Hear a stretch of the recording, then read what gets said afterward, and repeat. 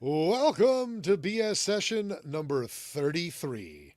I don't know if you know, but Carlee's on the show. So let's stop with this flow and I'll shut the fuck up. Let's go!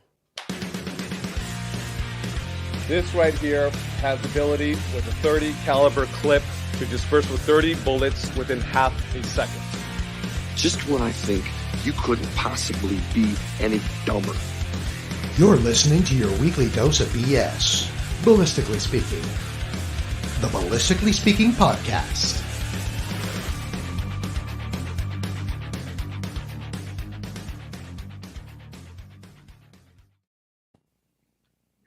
Yukai Kazi already grinding you, hey? Where are your Oh pants man, anyway, Chris? he was grinding us before we even went on live. I know, like he's saying your pants don't go on your head, like everybody knows that nobody wears pants on a podcast. I know, like what Right? he was thinking, it blows It's an my unspoken mind. rule. Yeah. Like the only question Rookie. is like, are you wearing skivvies or do you go commando below the waist? It's not a matter of pants. Pants isn't even a thing. Well, you have to wear skivvies. Well, it depends on the fabric of your chair, right? The You don't want to fabric of stick. your chair. Vanya's like, just on a podcast? Just on a podcast. Well, that's where we're starting, Van. Oh, wow. So it's nice that I'm not the only one being ribbed right off the hop here. Jens thought that Thomas from Schmidt and Bender was on tonight. Oh, I'm sorry, Jens. Poor guy, he didn't know. He needs to read the things. What's it called? The announcements more closely. Failure to goodness. start again. Hey, so Well, it's 2023. Today is February. What is today? 17th. 17th. Yeah. I looked at the corner in my computer. It told me. Good, because I wasn't smart enough to look up there. And you, young lady, why don't you introduce yourself for those who don't know who you are? I am Carlee Pertolta, co-founder of Apex Optics, optics company here in Canada. Precision comes standard. That is our whole thing. I am a longtime listener, second or third time guest now. Yeah. Third, I I'm believe. just, Yeah. I think so, changing yeah. your- Big fan of the BS podcast. I was actually talking about you guys to people at the Oh my AAA Show last week. I also was talking about Jens. I was talking to somebody. I was like, I have this friend. He's super German and he only shoots Schmidt and Bender. And this guy's like, is it Jens? I was like, yes, Who it said was. that? Who said that? In his name. He's from Saskatchewan. That's hilarious. You have a new title Jens. now, by the way. I do. Jens. People are like, what are optics? They're like, do you mean like you can see things like far away, close up? I was like, yes, that's exactly what the products we make help you do. Welcome I've to actually the people 16th ask me that. century. Jens is That's our snuffleupagus. Yeah. Everybody hears about him, but Only nobody we sees can see him. I Yeah. got his face on our social media. yeah, It that was a was big only mistake. on a, what do you call that, a story that only Oh, sticks yeah? around for 24 hours? Well, It his was only on hands his- were in some of the SHOT Show stuff. That's true. Yeah, Yeah. Is it's it? highly identifiable by his hands. I got a couple of full face pictures on there. You You're save bringing out those all for the you save those for blackmail someday. Yeah. yeah. You're bringing out all the folks to come and watch you here. We got JR watching us. We got Mikey. We got Tundra Supply. I'm assuming that's John. You got you got Mikey twice. Jens is here, which is boy, that's rare. Right. Mike Heineck, John Bergen, like Vanya is obviously here. Holy cow! You got. Don't say something that you're going to regret, Carlee, because everybody's watching. Okay. Well, that's the story of my life. Yeah. So you guys have been doing a whole lot of stuff. Yes.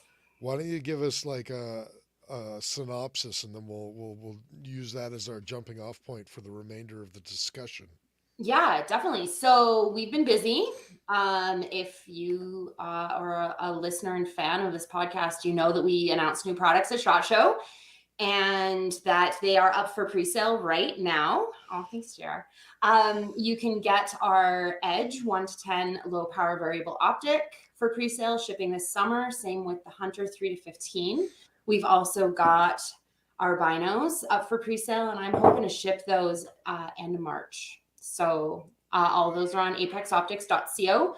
If you want to take a look at the pre-sale, obviously have to do that shameless plug for us. And Rivals will be restocked soon. We ran out of those lickety split. Oh, really? Yeah, now we're just we're getting more. So it's a great problem to have, I guess, as a business owner, but also I kind of feel bad.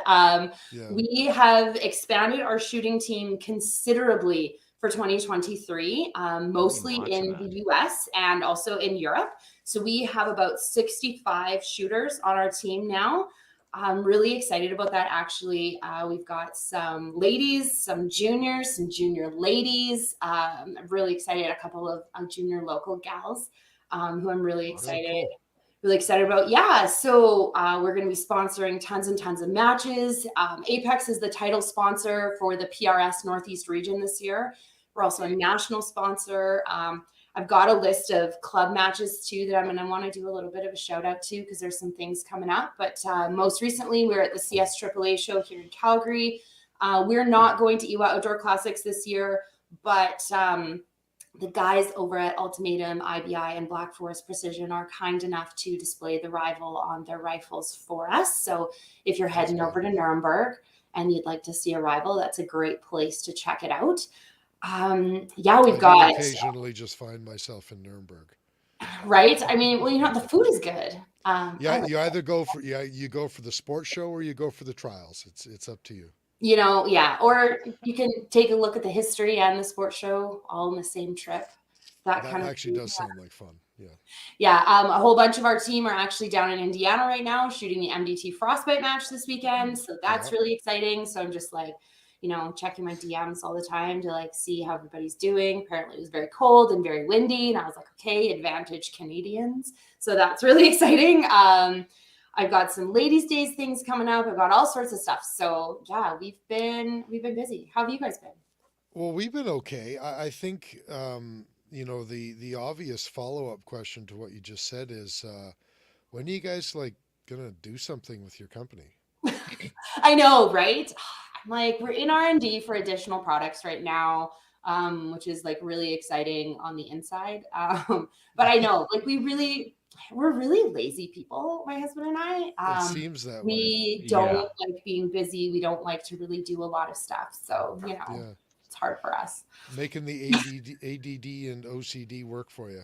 Honest to goodness. Yeah. I feel like we're always doing something. There's always something. We had a few things come up as well.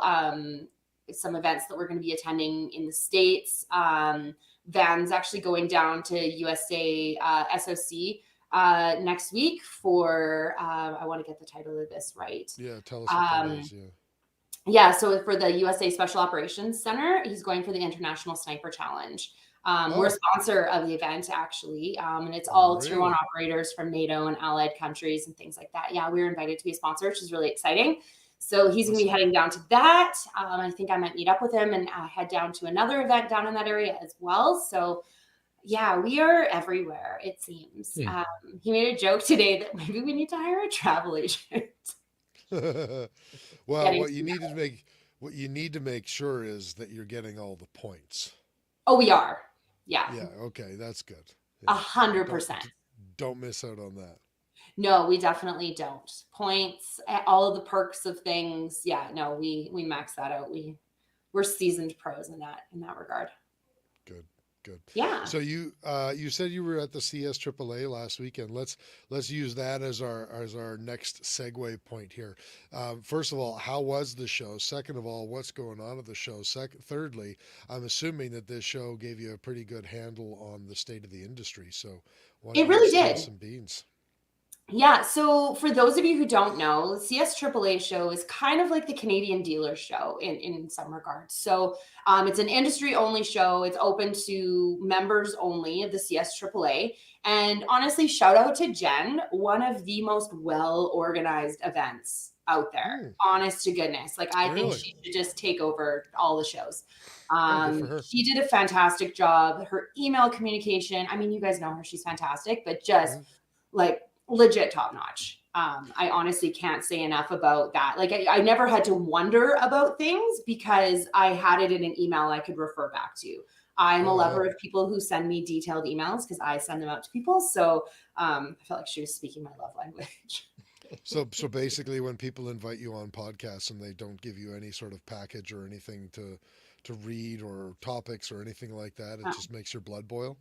No, I like that because Oh, you then do I'm like "Oof, that? Okay. it's a free for all. Watch out. Okay. But I'm Gotcha. like, you know Just me, you know open me. the gate and let me out. Yeah. Exactly. Yeah. No, CS AAA was awesome. I loved that it was in Calgary, so I got to sleep in my own bed. So that part was really nice. It was kind of nice to yeah. just do a home show, you know, where you're familiar with everything. And then people are like, oh, I'm going to stay a few extra days and go to Banff, and you can give travel recommendations to other people in the industry.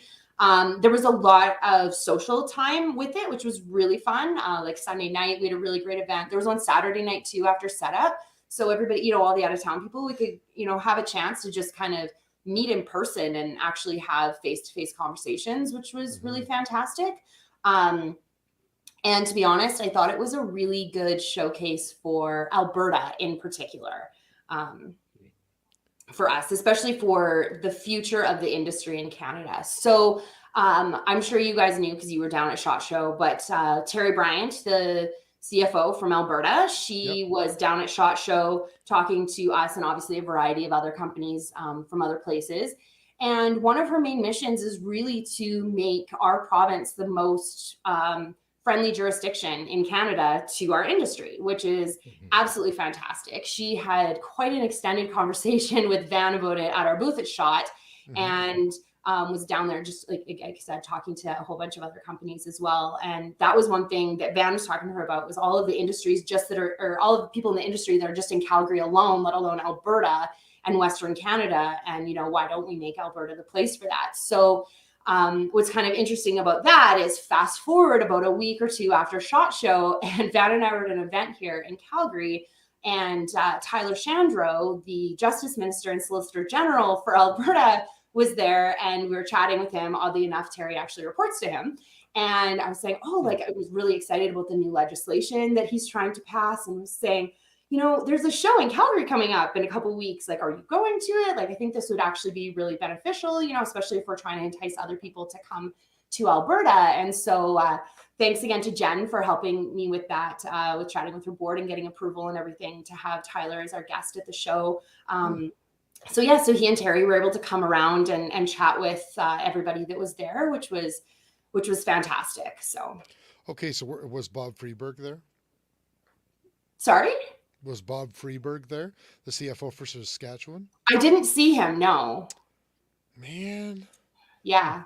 I figured if he would have, probably would have seen him. It wasn't a huge show by any stretch. So we got to create some sort of rivalry between Alberta and Saskatchewan here. Like somebody's got to like pique Bob's like competitive spirit in some way, so that he wants to like outdo Terry Bryant in some sort of fashion, so that we can just like create some sort of like rivalry that just catapults both provinces up the ladder. You know what I mean?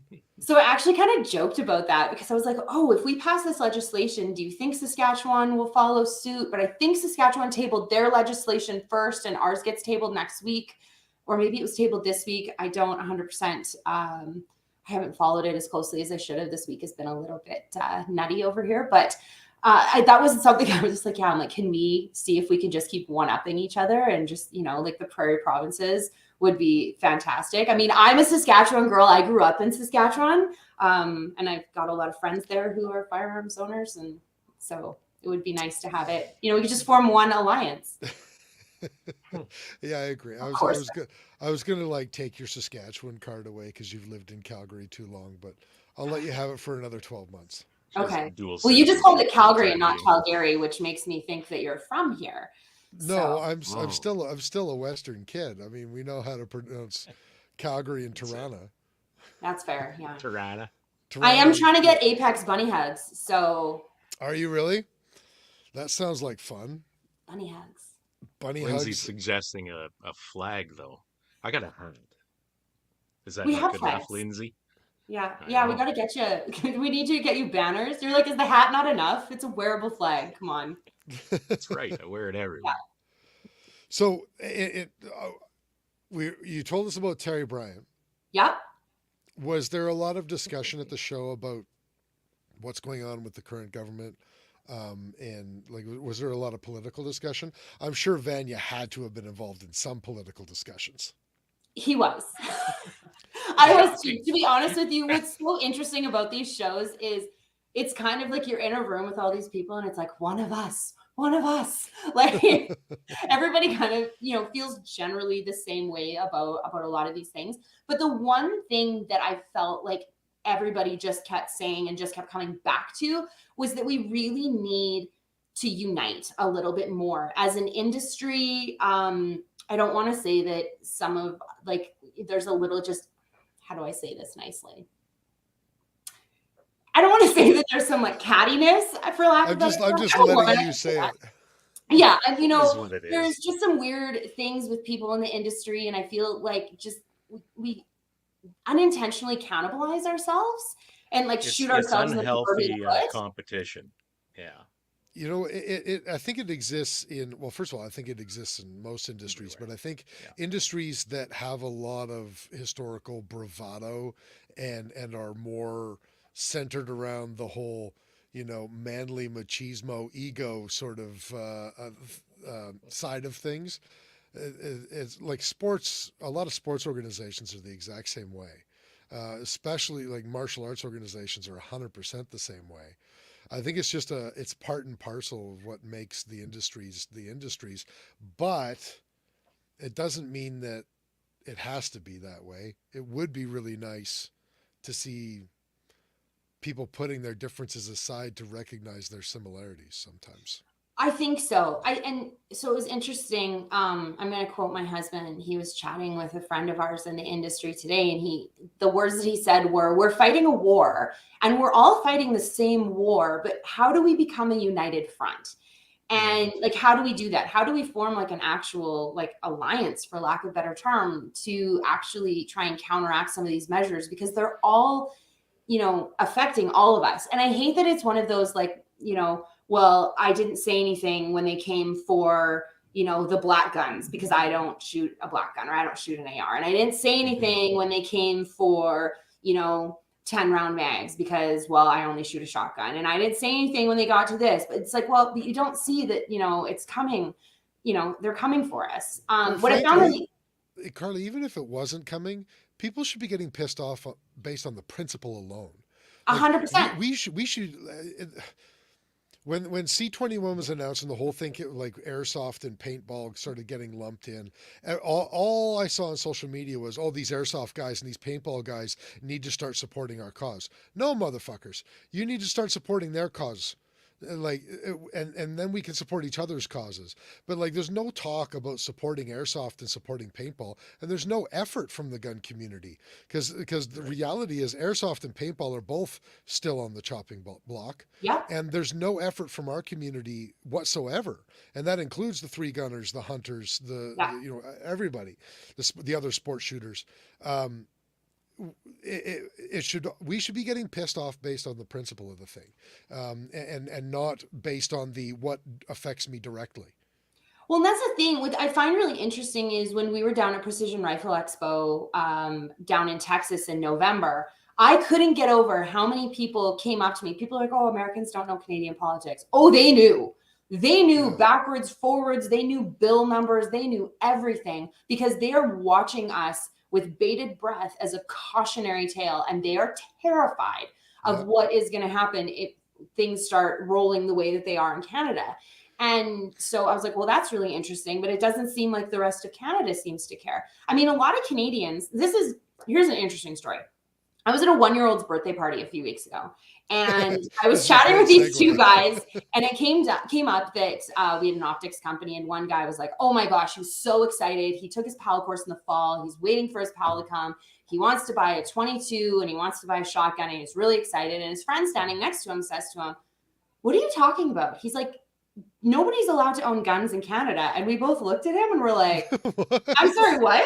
So then we start explaining like the PAL system and all the things that we have. And he's like, oh, well, that all sounds really reasonable. That sounds good. That would actually be something I'm thinking about doing. And so I've been starting to tell this story for the last like 3 weeks since I was at this party. And I said, I don't have the opportunity to go to enough 1-year-olds' birthday parties where I can appear a normal woman. I'm here with 2 toddlers because our kids are friends and that kind of thing. And, you know, change hearts and minds one at a time. But even Canadians, like I was telling this guy, I was like, he's like, oh, like, what do you mean? Like, they're going to take guns away? I'm like, yeah. I'm like, but they could take anything away. He's like, what do you mean? I was like, well, we don't have property rights in Canada. Yeah. And he's like, what? We have what? It's It's a like- fairly important thing. Yeah. Yeah. And Well, so that's then when you start telling people that, then they start kind of getting, okay, this makes sense. Mhm. This makes sense. But back to the United Front thing too. I mean, changing hearts and minds on a one-off is one thing, but getting just the industry to unite, you can't get the sports to unite. People are like, no, I'm an IPSC guy. I don't care. I don't Yep. care if they're gonna, you know, have smaller mag sizes or mag limits for PRS. Like that doesn't affect me because I don't shoot PRS. Okay, Yeah. well, my husband used to shoot 3-gun, and when that got killed, that's how he moved to PRS. Like, Right. not saying just come to PRS because it's the best. I mean, it is, but it's one of those. I'm a steel challenge girl though, so you know I competed in pistol sports. and- You're only saying that because your other scopes for other sports haven't come out yet. That's true. That's true. Now, also, I got to back you up before you go too much further because I have your solution if you would like to be able to get to more children's parties, and it's nothing that's going to get you arrested. Okay. Is it a Just be- costume? No, yeah, it is actually. You just need to become a birthday party clown, and you'll get to go to all the birthday parties. No. I think it's reasonable. The question is, Carlee, how much do you care about advocating for the sport? I do, but it's not my job. My job is to sell optics. If and we have everybody in the people- gun industry said that, I then know. we would get nowhere. We need more unity, Carlee. Okay, I will say this. I was speaking to somebody at SHOT Show, not this year, but the year before, and Yeah. it obviously stuck in my brain because I can't get it out. And I say this to people all the time. And I say this to people in the industry who are just like, oh, well, that's somebody else's job. Yeah. I mean, it's somebody else's job. Like that's your Jen and your Tracy's and all of those, you know, we have those advocates for us. But as firearms owners, it is our responsibility to introduce one new person to shooting sports every year. You take one person to the range and that's what you do. I remember you mentioning that last time you were on the show, actually. Yes, You have consistent messaging now. I do. I like that. That's good. Thank you. So But it's because I here's- believe it. I fervently believe it. Like I will have consistent messaging about those particular things. I'll have consistent messaging about, you know, what products I like and why I like for any category you give me. So I want to know how many new people you brought to the range so far this year or last year, what you're averaging. But the gauntlet's been thrown down, and John Bergen wants to hear your best clown attempt. no, nobody wants to see that. I'll do it if you do it. Oh God, no. I think that would be amazing. Oh my gosh. Well, here's the real question, John Bergen, are you willing to drop a pre-order if she does it? Oh, raising the stakes. Now What we're would you throwing- do for a Klondike bar Seriously. or what an would you- Apex Optic? Oh my God, I know, right? I'm gonna have to drink river water to get people. Don't worry, you'll be able to filter it. Oh my gosh. Yeah, no, I got a Costco pack of Life straws. So, Oh, Yeah. do you really? Good Yeah. for you. That's smart. oh, I Dan. don't have any life straws, and I feel like I should. Thanks, Dan. Dan may just have won the podcast tonight. He might have. Didn't he do that a couple of weeks ago too? Yeah. I Dan think he shoots might with have, yeah. Apex too. Just, Yeah. you know. Yeah. Yeah. I feel like we have to Yeah. disclose that. So he has to support me unconditionally. He has to change his name to Apex Dan Castillo. No, I'm just teasing. Actually, Apex Dan is not a bad name, you know. No, No. it's not. Could be worse. Or Dan Apex. Yeah. Anyway, Yeah. you were on a roll on some other topic, and I stopped it so that. Oh, right. How are you doing with bringing one person a year to the range? What's your Well- are you averaging good? My goal is to encourage as many people to get out to the range as possible this year. And I can tell you about a variety of events in which they can do that. I actually made a list when you asked me to come on the podcast. I was like, I actually have a bunch of local events for people to be able to bring new shooters out to. Okay, well, let's talk about them then. Yeah, so there are a lot of matches, like I said, that we're sponsoring. So we're sponsoring matches in the Northeast region, particularly because we are the title sponsor out in the US for PRS. But we're sponsoring a lot of club level matches there as well. We are sponsoring the Pennsylvania Precision Rifle Club, which is at the MKM and Geistley ranges. But right here in Alberta, in our glorious prairies, we are going to be supporting the Milo matches, which I'm really excited about. Because 2 of their active participants are junior ladies that have joined Team Apex this year, which I'm really excited about. Cool. Some good old Berta girls, which is nice to have. We are also going to be supporting the Tabor Precision Rifle Club. And they're doing rimfire and centerfire matches starting in March. So head over to their Facebook page and check those out. We're also going to be announcing something with a formal sponsorship with BCPRL, which we're excited about, the Northern Rimfire Series, CRPS, which if you're not familiar with CRPS, Siri's angry at me. If you're not familiar with CRPS, one thing that I really like about it is it's a great entry point into the sport. You can go out, it's a really supportive community, especially in Southern Ontario. We've got a lot of our Team Apex shooters out there that are at a lot of the matches, and you can kind of chat with them and chat about gear and that kind of thing. I know I really shout our team out a lot, but everybody on our team is honestly so wonderful that I just can't help myself. You just stack the deck. I really did this year. We are also supporting the MPS Ultra match hosted by Midwest Precision Shooting at Rush Lake in Minnesota. They are another really great shooting school in the North US that they do a ton of stuff. Ruth Susie, who heads it up, she is absolutely fantastic. Don't worry, Tundra Supply, I will get to that. They do a ton of fantastic stuff in that area, bringing in lots and lots of shooters. They've got a school, they've got demo guns, they've got all sorts of stuff to just help people get into the sports, which is fantastic. As Tundra Supply mentioned, I was just about to say, there are going to be some ladies' days at the Chaz range that are going to be hosted by Team Apex Carrie Mansour. Which the thing that's really cool about those particular ladies' days is that you can try everything from archery to a shotgun, 3-gun, PRS, the whole gamut. And they are April 15th and October 14th. We've also next Saturday, the 25th, our own Mikey Friesen is going to be at the First Focal Focus Group. Hosted by Rob Friedrich at Focal Focus Group. Rob came up with that? I did not. No. So, I'm asking if Rob did. I think he probably did. Yeah. So he's hosting it. He and Jason Phillips out at their ranch in Alberta here. So that'll be really exciting. It's a great way to kind of enter into PRS.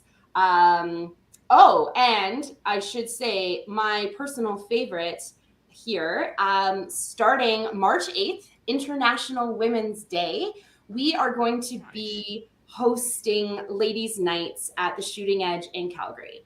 I'm really excited about it. We're starting a new program. It's going to be the second Wednesday of every month. So stay tuned to the Shooting Edge Facebook page about that. It's going to be called the Girl Power Gun Club, hosted by yours truly and the Shooting Edge. That gives me images of I don't know why, and this isn't meant as a negative thing, but for some reason it gives me images of like the Powder Puff Girls doing that. Raw! Oh, see, I was thinking Spice Girls.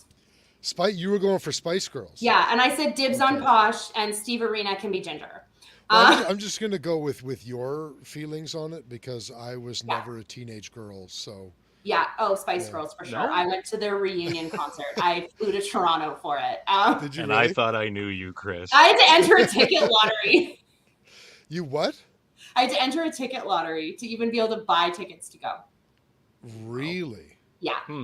That's awesome. Fangirl power. I know, right? You know what? Sorry, carry on. You got to be what? I said I'm not even embarrassed. Good. I don't think you should be embarrassed. No. So carry on. The events here in Calgary, I'm really, really excited about those. What we're going to do is it's a way to introduce ladies to shooting, just in a comfortable, relaxed environment. We'll teach them about firearm safety. We are going to teach people just how to shoot if they've never held a gun before. Madeline's comment there, yes, we actually went and did a promo photo shoot, and we got Madeline at the range, you know, holding a 9mm, just getting her kind of accustomed to all of it. So see, bringing people out as early as this week. That's awesome. Yeah, so I'm really, really excited about this event. I think it's going to be awesome. It's going to be a monthly thing. I know it's going to sell out really quickly. They'll be able, you know, we'll have some safety. We'll shoot a little bit. We'll hang out after. It's going to be really great. Fantastic. Yeah. So I have a question for you, and this is a bit of a touchy subject. Okay. I'm not endorsing this. I'm just asking the question. What is your preferred response when you talk about, you know, International Ladies' Day and stuff like this, and a dude comes to you and says, well, when's International Men's Day? Okay. Don't say every day. No, I'm not going to say that's No, it's only three. Yeah, it's every day minus one. I don't think that propping up women means that you have to shit on men. That's always been something that's bothered me. International I think Women's that's a Day great was, response. Thank you. Yeah. International Women's Day wasn't something that I knew much about growing up. It actually wasn't until I met Van. Okay. So Van's from Europe, and International Women's Day is a way bigger deal over there. So it was just really? something they celebrated growing up. It was more of a thing than Mother's Day, where something like Mother's Day was like a bigger deal in North America and that kind of thing. I feel like International Women's Day has started growing. There's been a bit of a snowball of that in North America. I don't know why or what that's about. For me, I just like to use it as like an excuse to kind of shout out like my favorite ladies and that kind of thing. Like, you know, who I have like a girl crush on, who I think is super awesome and that kind of thing. But I don't know. It was never really a thing for me. I guess I'm the type of person that, as a mom of daughters too, I guess that's kind of an interesting question. The comedian Sarah Silverman said something, again, these things just root in my brain and I can't get them out. It said, don't tell little girls that they can be anything that they want to be, because it would have never occurred to them that they couldn't. Mm-hmm. Okay. Yeah. That is precisely right, for sure. Yeah. So that's kind of where I'm at with it. I'm just like, yeah, it's great. It's a great excuse to celebrate something and celebrate women, but it's not like a thing for me. Maybe that's the wrong answer, but No, I think it's absolutely, well, I mean, as a dude, I think it's the right answer, but you know, I'm just a dude. But I think that, where was I going with this? I can't remember.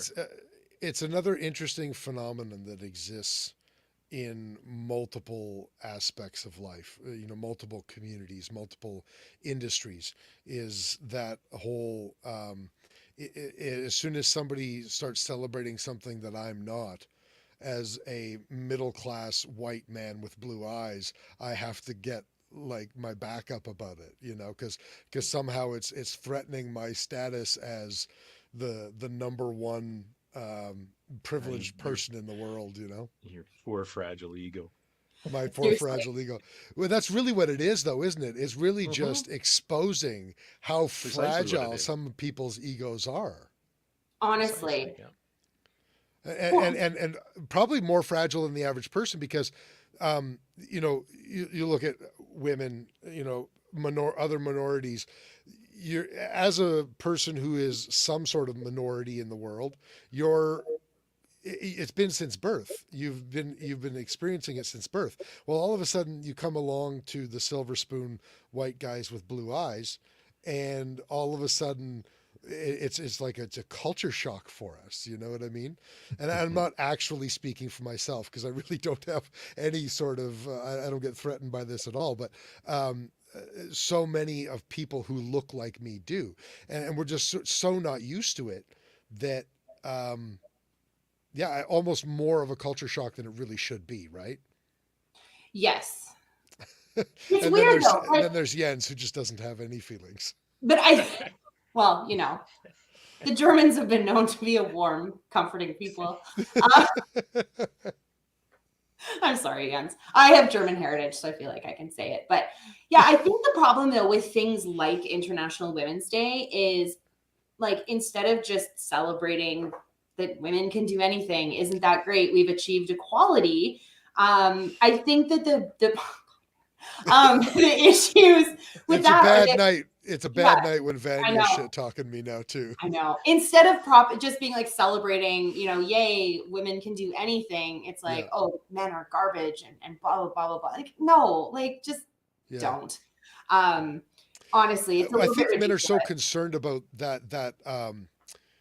Well, you go back all the way to the 50s where, what was that song? Anything you can do, I can do better. I can do And anything better than you.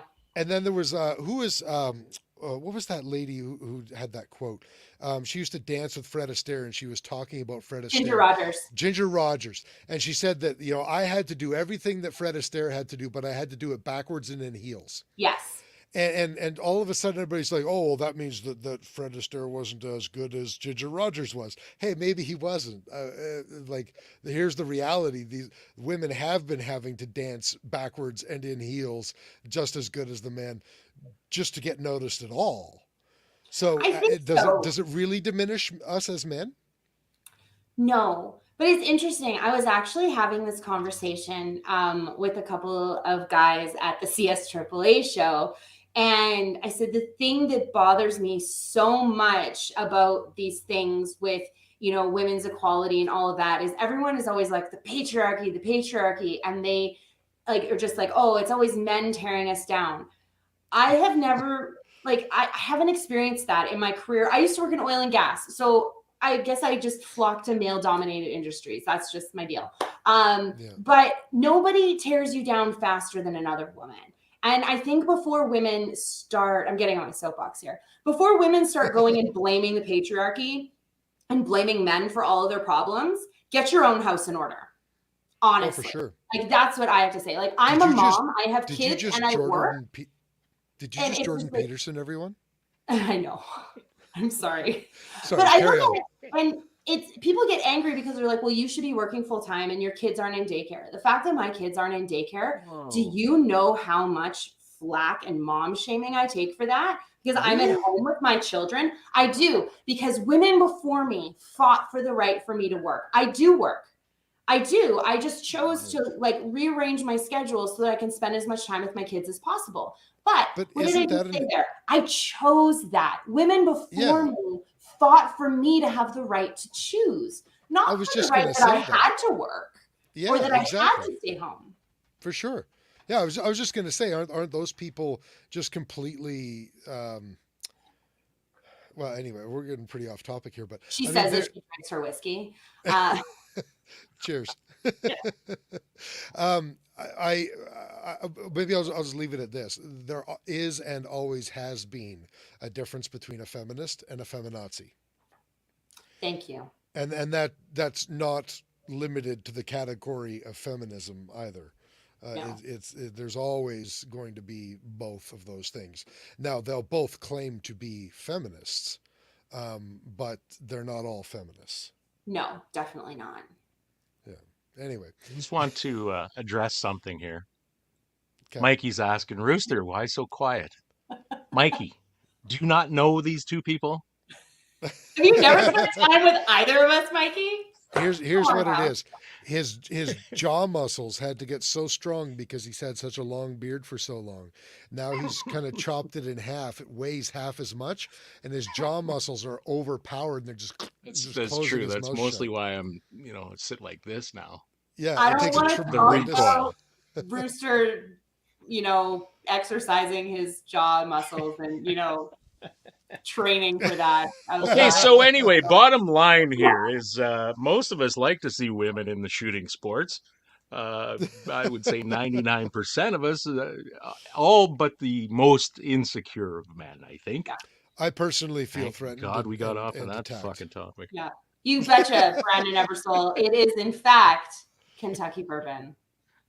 Oh, wow. Yeah. I feel sad seeing this post from Carrie. I don't identify as a feminist. The definition isn't what it used to be. I'm right I there. think that yeah, I feel the same way as a moderate leftist. Politically speaking, a lot of the times these days, I don't want to be seen as anything to do with the left anymore. And I don't know. I don't know if we should vacate that space. I don't know if Carrie should vacate the space of actual feminism, and I don't know if I should vacate the space of actual moderate leftism. Um, I think what the do you think? struggle is that language has changed over time. And so the definitions of certain things have shifted. So when Carrie says that I don't identify as a feminist anymore, it's because different generations have changed the meaning of what it really is. Yeah, Mikey's right. He and I couldn't be on the same show. Um, for viewers, there's no bad blood between Mikey and I. We're just like very chatty. But language has changed over time. And I was always thought of myself as somebody who is very socially liberal and fiscally conservative. But the Yeah. more I think about it, and I've been watching and reading a lot of things lately, I'm like, maybe I'm not socially liberal. Maybe I'm more socially moderate. I'm very libertarian, and I believe in, you do you, babe. As long as it's Yeah. not hurting anybody, you do you, babe. But don't impose your crazy bananasness on like me and my children and my husband and that kind of thing, or anyone else for that matter. And then that now makes me socially moderate. Right. So feminism in itself is just, it really is kind of the same. It happens to have evolved whether we like it or not, which is Well, and unfortunate. I mean, especially for things like, shooting sports. oh, for sure, I feel definitely. like I have to bring it back to that. But That's a good idea. I'm going to stir a hornet's nest here, and I think Alberta Rob was trying to stir one also. He feels like he can't help it that Carlee is womansplaining to us. I'm sorry, I am. I will say this though. I often get asked the question, how do you get more women and families to go out to the range? And I feel like recently I've cracked the code. Oh, Okay. okay. Tell us. So we've got some, honestly, like the juniors on Team Apex this year. Oh my gosh, they're lovely. Every time they post, I'm just like, oh my God, my heart like is going to explode. So we've got a couple juniors, like they've been getting their moms out to like their first, PRS rimfire matches and things like that. And it's just like, yeah, like way to go, mom. I'm glad that you love it. And then so when the mom comes out, when the mom shoots, the whole family shoots. So it's not like, oh, I can only go to as many matches as my dad will let my mom take me to. But I'm like, you get that mom shooting, they're all going to shoot. Like, you think my Right. girls aren't going to shoot?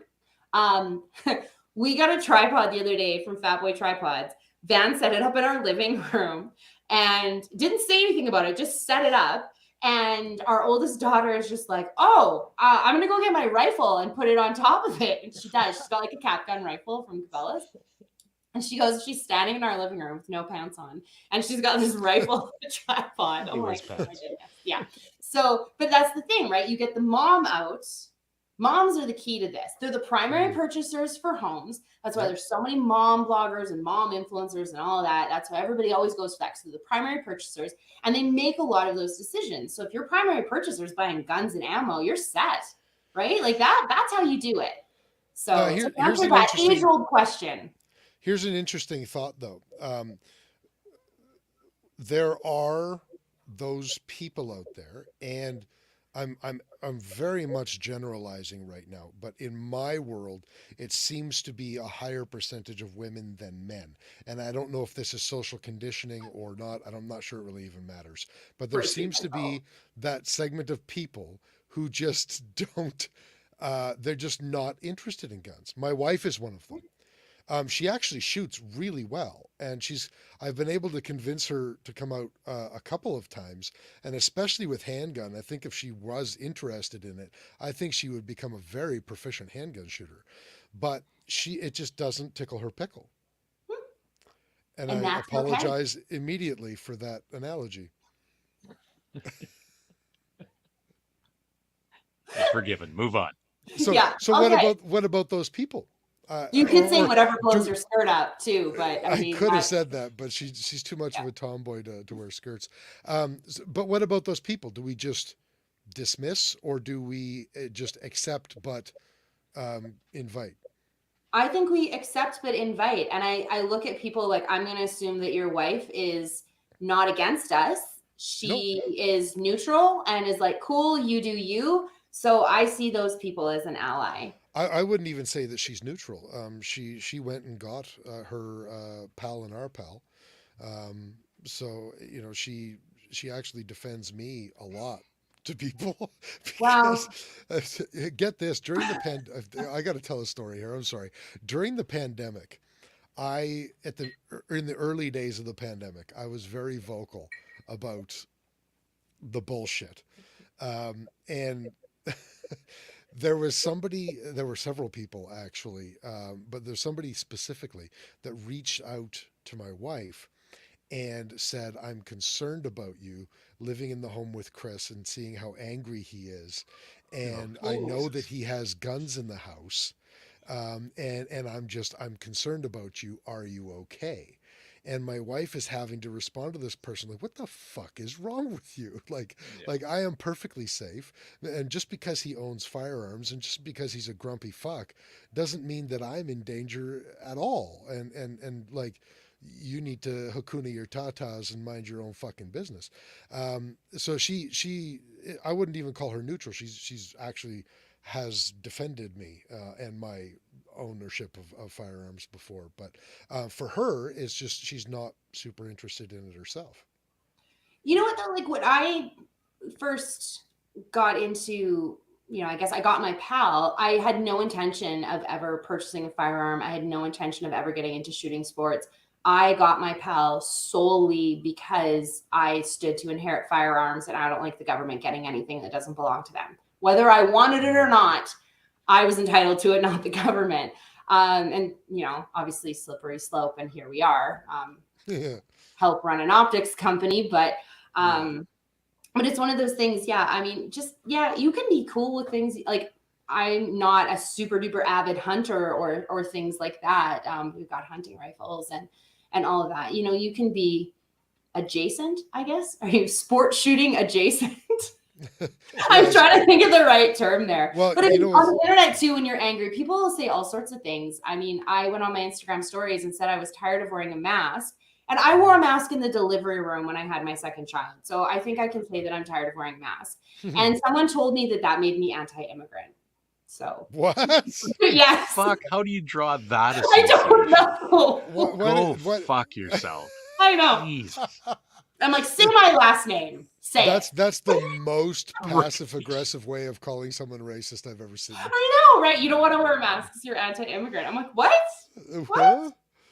Or were they trying to? Don't make me get up off this table and fucking throttle you. I was just awesome. That's hilarious. Okay, yeah. Let's. We're giving Cappy flashbacks of his sociology classes, so we should probably move on. But as an industry, yes, we need more unity. I think that's a really thing that we really need to be focused on. And I think what is encouraging for me is I'm starting to see a lot of younger people in the industry. I guess I would say I'm mid-range age for this.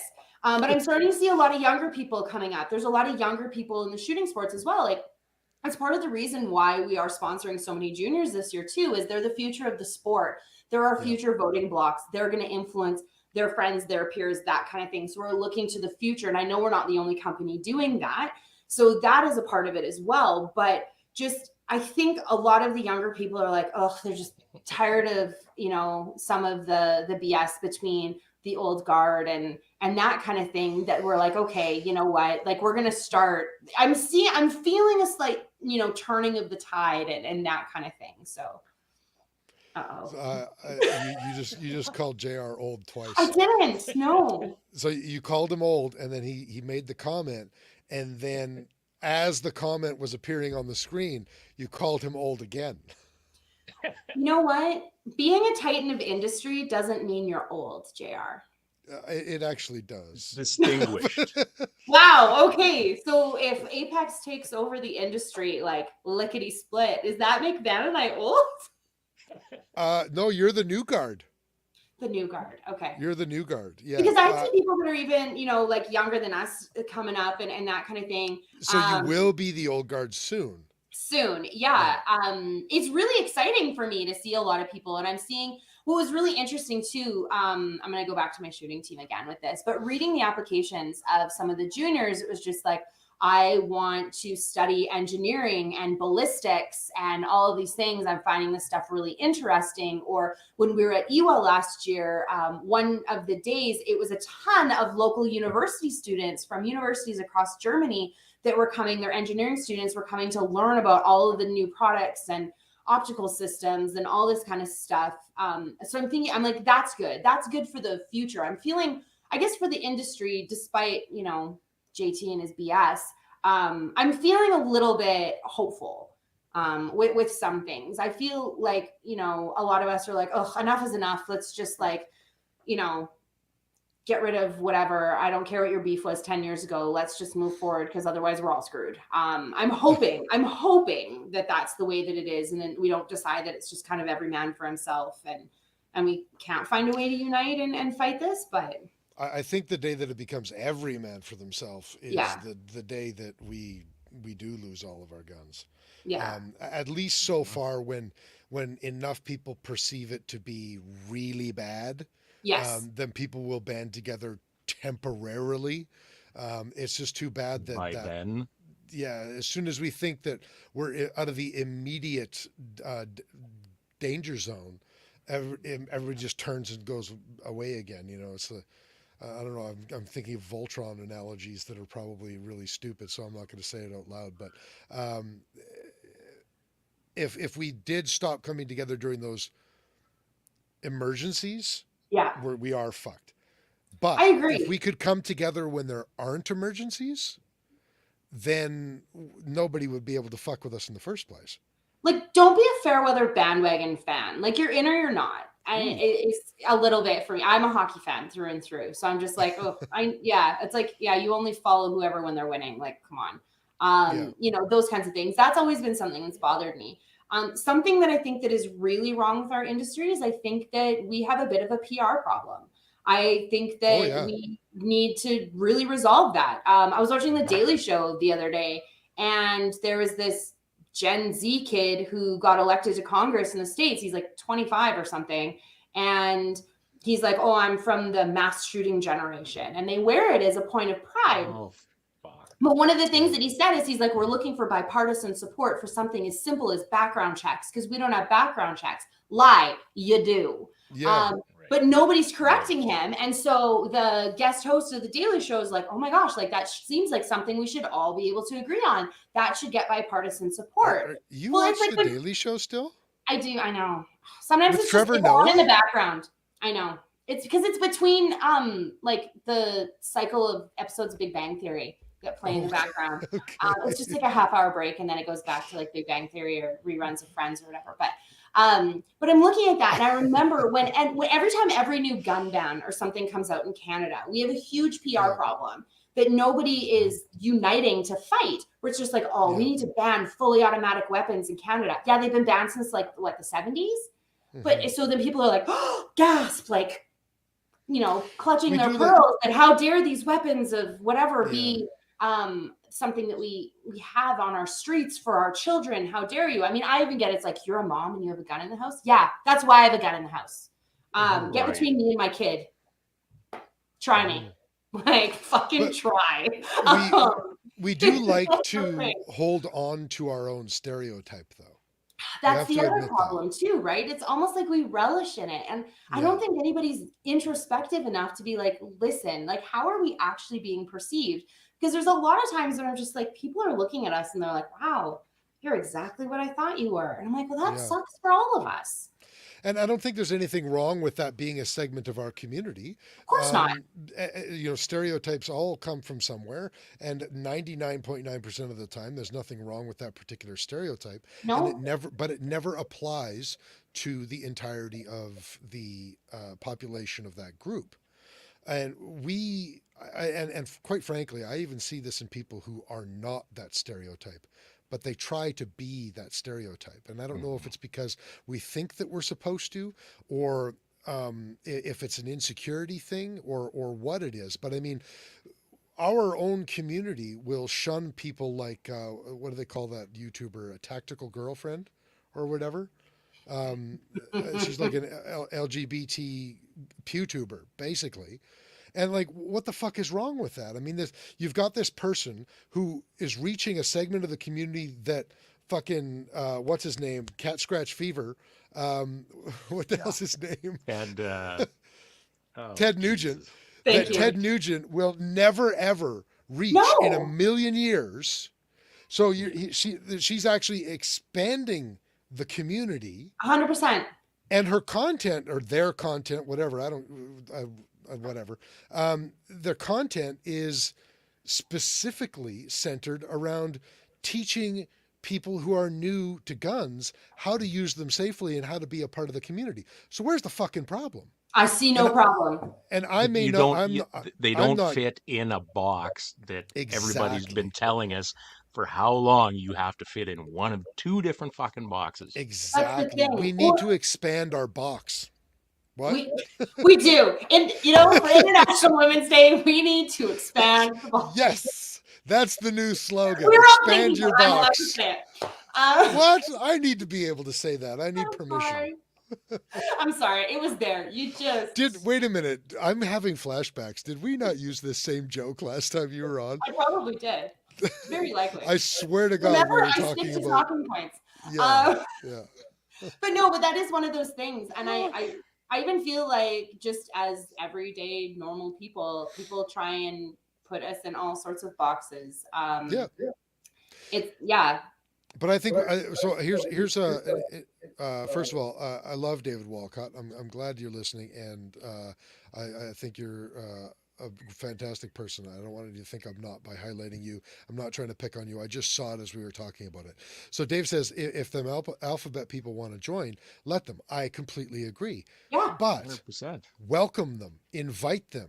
Of course. Bring them in to the fold, because expanding our stereotypical box size by inviting them does not mean that we are the same way, nor that we have to be the same way. Right. But I think that gun owners very often are desperately afraid of being seen as anything that they may also support. And I think one of the things, there are so many things that the LGBT community goes so overboard on and makes me roll my eyes so fucking hard that I fall over. But one thing that they have done very well is the concept of an ally. I was just going to say, they have used the word ally so well. Exactly. Why can't we do the same? You don't have to fit in a certain box or have a certain set of beliefs or any of those things. You can love shooting sports, but be a vegetarian and not want to go hunting. That's okay. You don't have to do all of the things. Oh my God. Vanya says, I can't say it in Cantonese, but yes, if you define me, you negate me. There you go.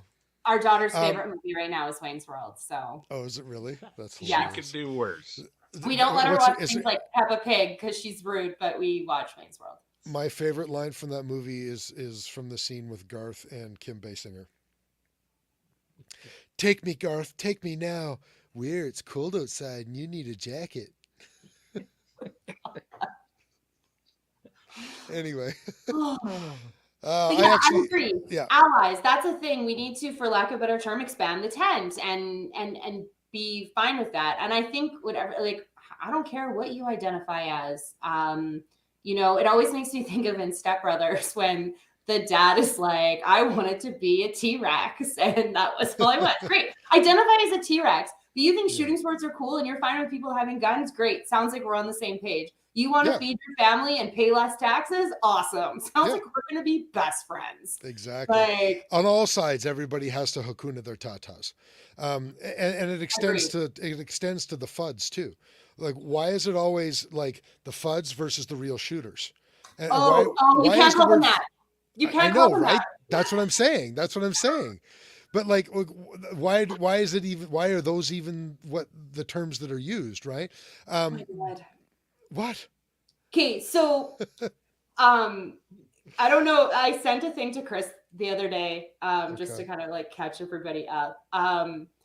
there was an interview that my husband Van did at SHOT Show, and they're asking, are your scopes going to come in MOA? And Van said, no, they're only going to come in mil from the time being, because that's what most precision shooters use. And I was like, you should have said precision sport shooters, because he got lit up in the comments, like lit up, like the FUDs came hard for him. I read the comments out loud. I was crying. I was laughing so hard. I was like, this is so funny. This guy trying to explain like kilometers and the metric system, and it was wrong. It was I've had a lot of people. I had somebody actually at the CS AAA show. He came up to me and he's just like, oh, he's like first focal plane. I was like, yeah. He's like, not second. I was like, no. And I was like, I'm like, if you already don't like it, I'm like, I'll do you one better. I said, it's only available in mil. And he's like, yeah, what the hell? My customers won't buy this. And I'm like, you're already halfway there. I'm just going to full on destroy your world. Like, it's like, yeah, great. Okay. We're not for you. And that's okay. But that's another thing though, like, because we're only available in mil at Apex and not MOA. Okay. It's a joke like between Chris and I, but like people, like they come at you and they're rude. And I'm like, you know what? There's a lot of different things. I'm not going to shit on another optics company. You like that they've got like, 10 mil per rev instead of 15. That's your deal. And or you know what? Your dad shot loophole, your granddaddy and great granddaddy shot loophole, and you're going to shoot loophole because you're a brand loyal family. Honestly, good for you. If you know what, like I said, whatever blows your skirt up, and that's okay. I'm not going to, shit on my competitors, because everything is for preference. We don't all want the same thing. It's like, so why do we have to be gross about the things that aren't exactly what we like? Shouldn't we be happy that there's variety in the market instead of going after the company that doesn't make exactly everything 100% the way that we want it? If you don't like my scope, go buy somebody else's scope, but don't shit on my scope. Sounds very millennial, doesn't it? Oh my God. Which is ironic, because FUDs are typically associated with boomers and early Gen Xers. They are. And so maybe we're more similar than we are different. Maybe. I don't know. I'm an elder millennial. So you are an I elder like millennial. telling people that. It makes me feel gross. What year are you again? 84. 84. Yeah. I am very, very, very thankful that my parents skronked in 79. So that I missed the millennial era. I think I had my first grandchild in 84. Am I being divisive right now? And Rooster's just being a FUD. But really, though, Fuck seriously, you don't need that. It's ELR. Like, wouldn't it be great though if FUD was a term of endearment instead of a derogatory term? And wouldn't it be easier for the FUDs to climb down and of their shield tower in order if we weren't using it as a derogatory term? Isn't that sad that we have derogatory terms for other people inside our own industry? I know, it's so fucking dumb. Yeah, again, it's sad that we have feelings. Period. I know. Like Jens is not burdened with such problems. Yeah, Jens is going to have to start a clinic, like a feelings clinic, how to deal with them. Yeah, there's the trash can. What were you saying, Carlee? I'm just saying, like, it would be good if it was just like a FUD, like how Southern people say bless your heart. Like, it would be nice if it was more like that. Instead of just like, I don't know. I feel like FUDs hate on shooting sports too, and I don't know why. Again, a lack of unity. We all want the same thing, Yep. But for some reason, we can't see where we intersect in the Venn diagram. This seems to be the theme when we have you on is conflict. But not just conflict, but with the theme of can't we all just get along? Mm-hmm. Honestly, I wish. I shouldn't say I wish, because that's juvenile and naive. I should say I'm hopeful though. I feel like there was a lot of hope with a lot of things. I feel like a lot of us kind of came at Jen from CS AAA, like, help us, let's do this. You're gonna be the facilitator, and a lot of people are just kind of putting that on her, like, because she's young and energetic and intelligent and well-spoken and all of those kinds of things. And so I think a lot of people were like, ooh, potential. Let's see if she can be the one, like, you know, maybe she's gun industry Neo. Who knows? I don't know. Gun industry Neo? Maybe. I doubt it. Poor Jen. I'm sorry, Jen. I was trying to think of what would be the spoon in the gun industry, but Yeah. no ideas. Nobody has any thoughts on that. Apparently not. Contribute here. What's the spoon? There is no spindrift. There's also like, hey, anybody in the chat group, if you've got some ideas of how we can like just help unite everybody, left us fucking hanging there. chime in. It's not up to us to solve the problems. Well, apparently it is up to us to solve all the problems. I guess. Let's segue here a little bit. So we've been talking about the industry in general, and here's something that I've been wanting to ask you for a while. Yeah. What is, and you know, be as candid or as clammed up as you feel is appropriate in answering this question. What is it like trying to start a business in the Canadian industry? And I think you and Van are the right people to ask this to, because you started your Canadian business not only during one of the worst political times in Canadian history for gun owners, but also during the pandemic. So go. Okay. Well, yeah, it also wasn't the right time in our lives to probably start a business either. In case you don't know the Apex lore, we had a 7-month-old baby and another one on the way, and said, hey, let's start an optics company while we were renovating our home too, just because, you know, and we had jobs and other businesses and all those kinds of things. Mixing I think the only way mushrooms can lead to some very interesting ideas. I understand. I think the best way to describe it is Van and I are crazy, but Okay. but no, not at all. To be honest with you, there's never a right time for anything. And I think that's why I bring up the like, oh, like I was pregnant and this and that. And because there's never a right time. There's never going to be 100% a politically right time to do things. And if, you know, worst comes to worst and the government does a lot of stupid shit like they always do, at least we have other markets that we can serve. Van and I are the type of people that we have identified other markets that we can serve outside of Canada. Just in general, but also out of necessity, if need be. We're very big picture people, even though it seems like we're just trying to survive the day to day. We, you know, think long term all the time. So I think that's one way that you kind of have to do things.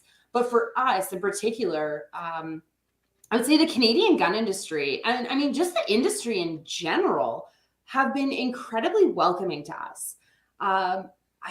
I don't know really how else to describe it. They've been incredibly welcoming. People were like, hey, new people, let me help you. Let me mentor you. You seem like you're really trying to do something here. You're, you know, trying to change some things. You're coming out with innovative products. Like for us, we didn't want to just have SKUs for the sake of having SKUs because somebody has 10 optic SKUs and we need to have all the same 10 magnification SKUs just with our sticker on them. No, that was never something we sought to do. But for us, the Canadian industry, like I said, has been incredibly welcoming. There are people who just bought our product because it's Canadian, whether they liked it or not. We had other Canadian companies in the same market as us buy our optics. Now, whether they bought them to take them apart or if they just bought them to be supportive, they bought them and they supported us. And they've been very kind to us when we've met with them and had conversations, or we've had people who are the titans of industry, shall we call them? I don't want to call them the old guard because I don't like the way that sounds. But they've offered so much time. Saying that because JR took exception to it. I gotta do a big shout out to JR though, honestly, because he's been an absolute incredible mentor to us, and Tara has as well. I mean, Tara's an interesting person for me too, JR's girlfriend, because she comes from the PR side of things too, but is also in this industry. So it kind of merges my two businesses as well. So, you know, she's been a great mentor for me that way. I'm very fortunate to have somebody like that in my life. But having these people who are like, how can I help you out? Ask me anything. You know, what do you need to know about the industry? Have you thought about shipping? Have you thought about this? Or just having people who just want to be collaborative and kind and give advice and help us with what we're doing, instead of just being like, oh, there's a new company. Who's this? What are they doing? No Territorial. offense. Right? They're not territorial. And you know who's been the least territorial and the most friendly to us is the other optics companies. Mikey's right. I have to mention Phil. Phil O'Dell has been nothing but kind to us as well, offering mentorship and kindness and advice, business acumen as well. Every time I talk to Phil, he's got a new piece of advice for us. Helpful advice to not just things like, you know, don't eat yellow snow or don't vote liberal, that kind of thing. Both of those are very, very pertinent advice. Both of those. Yeah, I mean, just as a for instance, just the kind mentorship, I feel like this is my chance to, you know, be a little bit thankful and grateful, is for those of you who don't know, we exhibited with Sterling Arms at EWA last year. We were invited to do that by JR. That was incredibly kind.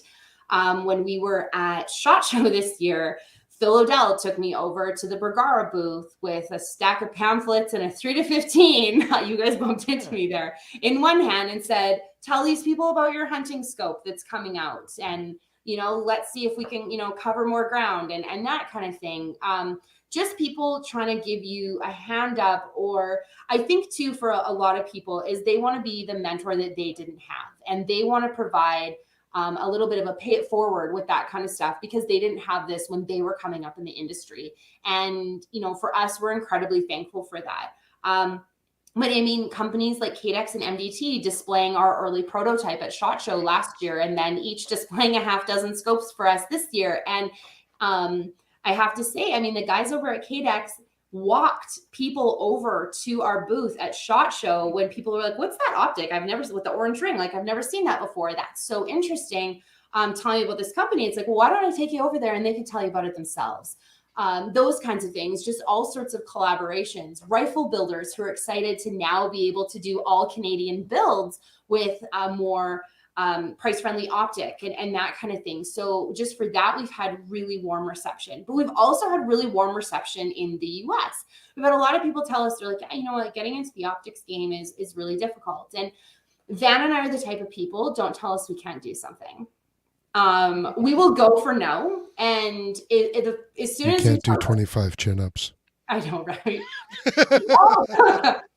Yeah, I might not be able to do it today, but I might be able to do it if I try hard enough. You know, I don't have to be able to do it right now, but those kinds of things, right? So I think some of it is tenacity, but we're like, you know what? We saw an opportunity and we thought, let's do it. And it has been, for the most part, I know there's obviously exceptions, but I will say for the most part, it's been just a very friendly industry in general. And there, especially at SHOT Show too, was really exciting. We had some companies who actually came to our booth and sought us out because we had a female owner and so did they. And they thought that was really great, which was really exciting. But, oh, don't worry, Cappy, I have toddlers.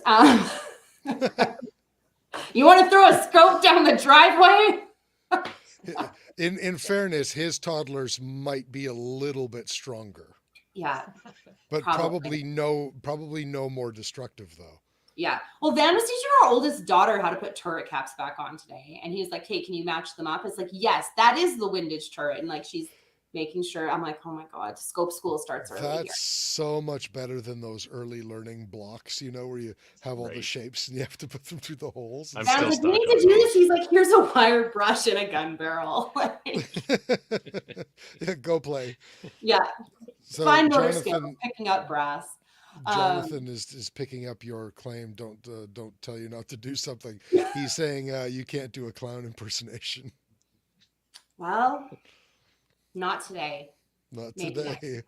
Well, I don't know. I don't know what clowns sound like. When I think of clowns, I just think of that clown on Billy Madison who's like, "Hey, you thought I was dead," and then he's like, "Not the guy on the stilts." I think you have to do the silly, like almost like a goofy voice, you know. I don't know. Like, hey kids, You know, like that. Yeah, I can't. Would you like to see me make a balloon? Like that. Please God, never do that again. Please don't. I make no promises. Okay, I had a question about what you were saying about, because everybody's been so nice and supportive. Do you think that that is going to continue, or do you think that that's going to change as you become one of the big players? Because for the short time you guys have been around, you are becoming a major player, and you're I mean, you may not be internationally rivaling Thomas and Schmidt and Bender yet, but there are a lot of optics companies that have been around for a lot longer than you guys have, that you are at least equal to, if not surpassed at this point, in your short little career. So that sounded condescending. That's not how I meant that. Do you think that all the niceness is going to continue as you continue to grow? I sure hope so. To be honest with you, I hope it, well, obviously I hope so, but I think it will if we stay the same. If Van and I start acting like we're too cool for school and too big for our britches, and like we think we're, better than everybody because, we are all successful now and, forget where we came from, I can imagine that people are going to turn on us in a hurry, and rightfully so. They should, if that's the way that we're going to behave. Dan and I are very, what you see is what you get. And so we believe in doing business a certain way, and we want to continue to do business a certain way. Even the way that we chose our shooting team, we interviewed everyone that were candidates for this year.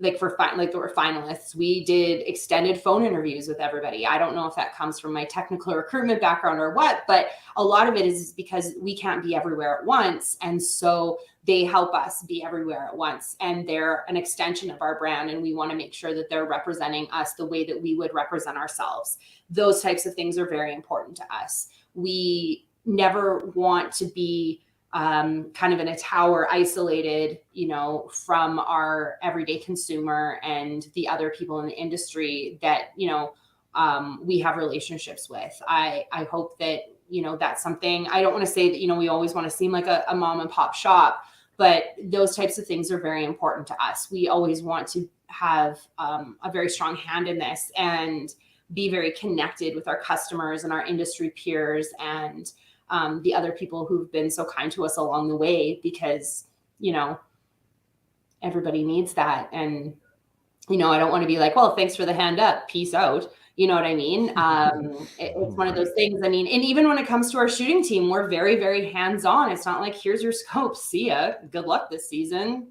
Mm-hmm. No, we're very involved, and not just because we're like checking the results. We're like, how was it? Like, oh my God, it looked like it was really cold where you were. Like, are you okay? Like, that was a really muddy match. That sucked. Just being there and, being a part of everything. Those kinds of things are really important to us. So I'm hoping that the warm reception that we've received doesn't change, because we don't plan on changing.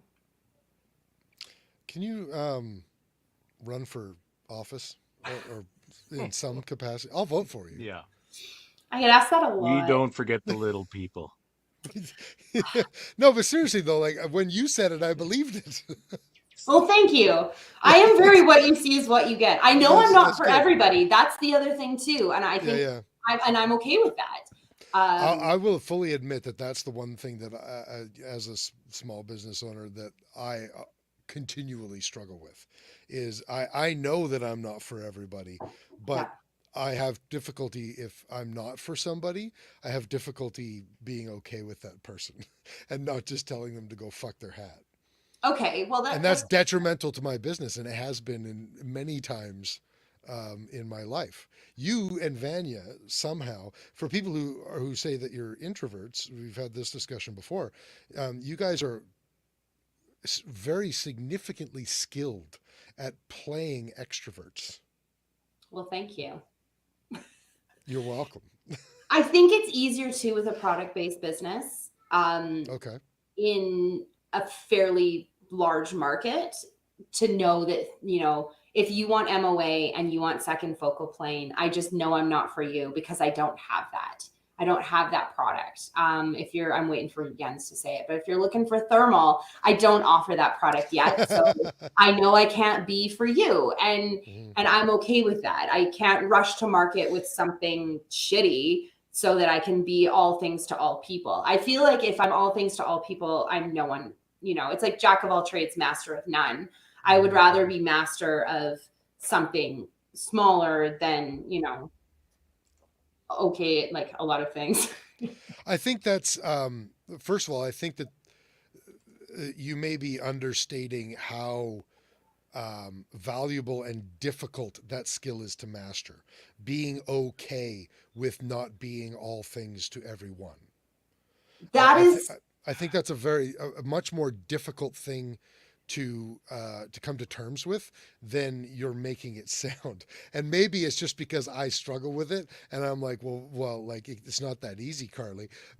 And maybe it is easy to you. Maybe it's. Well, I'll just ask you: is that something that came easy to you guys, or did you really have to work at it? For Van, easy, yes, absolutely. Okay. He's just that way. He's just a honey badger. He just has zero fucks. Exactly. That is his life motto. Is he always says ZFG, zero fucks given. Honestly, that's his thing. Hi, Eric.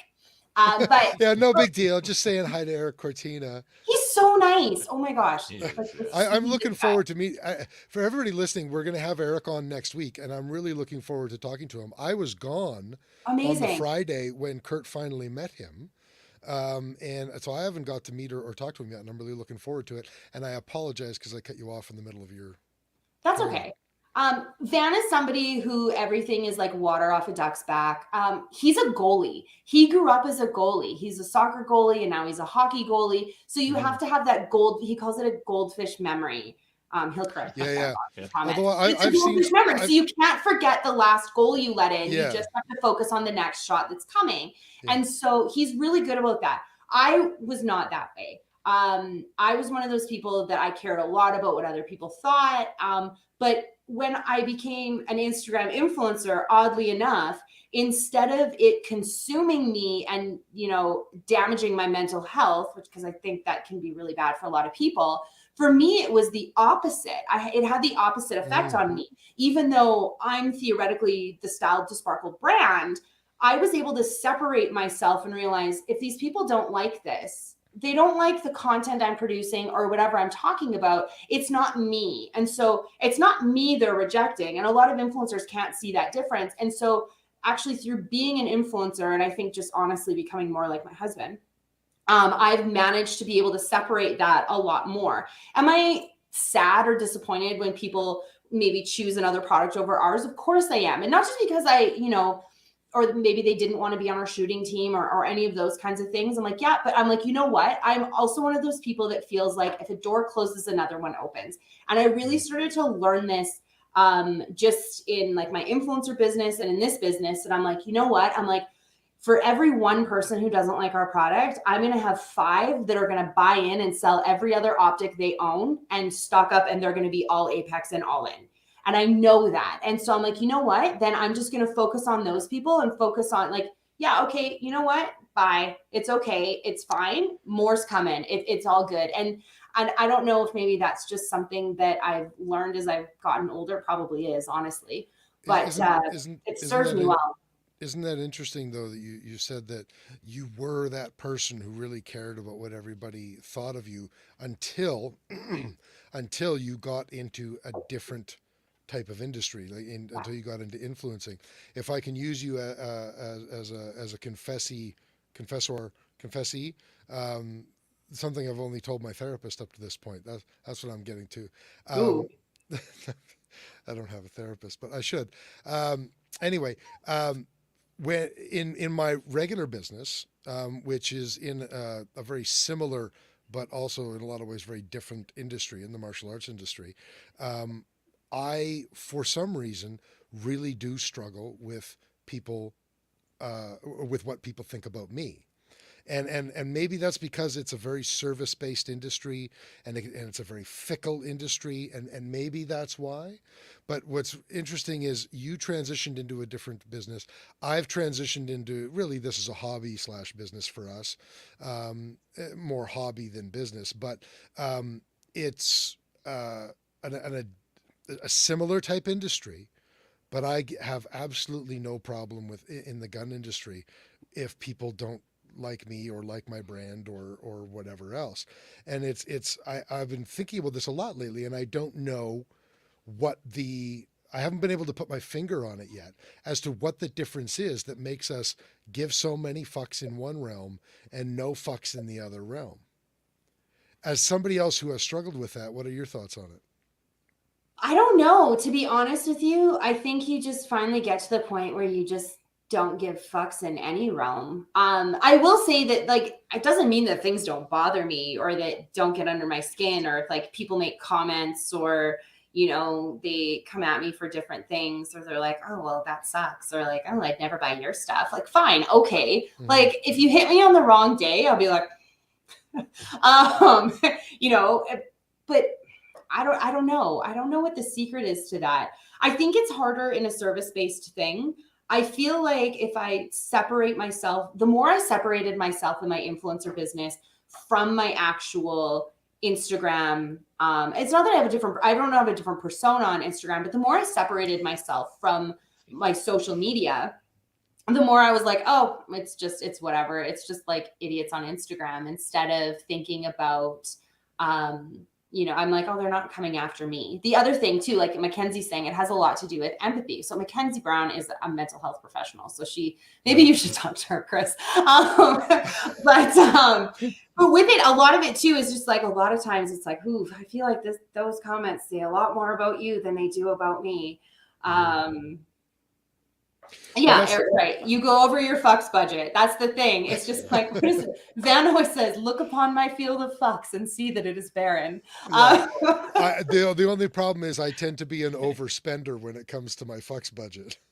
Yeah, you know what? The one time though that like people can like start pushing my buttons is when they try and like mom shame me, and then I'll go down the road of like, well, do you think I'm doing this right? Do you think I'm doing that right? And Van's like, our kids are happy and they're healthy. Do that. Don't let these bitches get in your brain. And I'm like, you know what? You're right. But there's always that part of you that's like, oh, am I damaging my children? Time to start taking kneecaps out.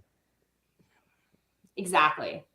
So, but yeah, I don't know. I think you get to a point where people just push you so close to the edge, 1 to 10, that you know, just...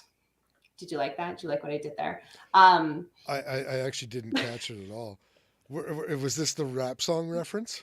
No, it's an optics reference. With the 1 to 10. The edge, 1 to 10. Oh, how did I miss that?